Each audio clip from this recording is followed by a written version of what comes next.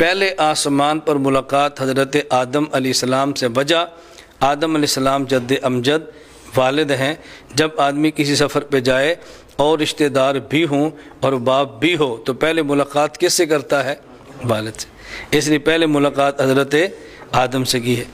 اس کے بعد ملاقات حضرت عیسیٰ علیہ السلام سے۔ کیوں؟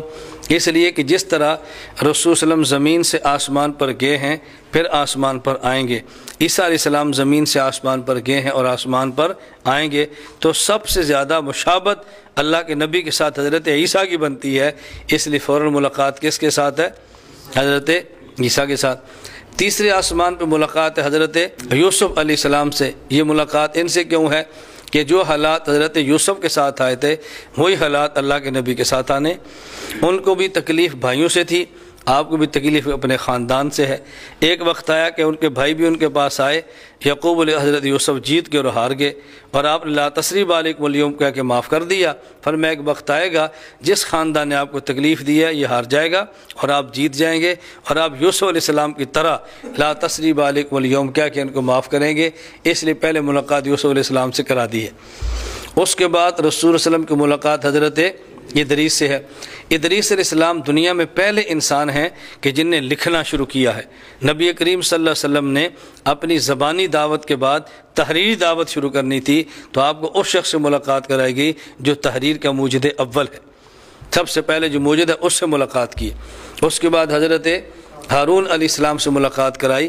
جس طرح ہارون علیہ السلام کے دور میں سامری نے بت پرستی شروع کرائی، لوگوں نے بچھڑے کو پوجا، اور پھر بت کی پوجا کرنے والے مشرک جو مرتد ہوئے تھے وہ قتل ہوئے، تو بتایا کہ آپ کی امت میں بھی ایسے حوال آنے ہیں، مشرکین بھی قتل ہوں گے، مرتدین بھی قتل ہوں گے۔ مشرکین بدر میں قتل ہوئے ہیں اور اورینیین آپ کے علم میں ہے، یہ مرتدین یہ بھی قتل ہوئے۔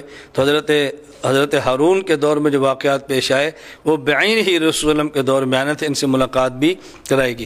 حضرت موسیٰ علیہ السلام نے شام کا جہاد کیا، بتایا گیا کہ آپ نے بھی شام کا جہاد کرنا ہے۔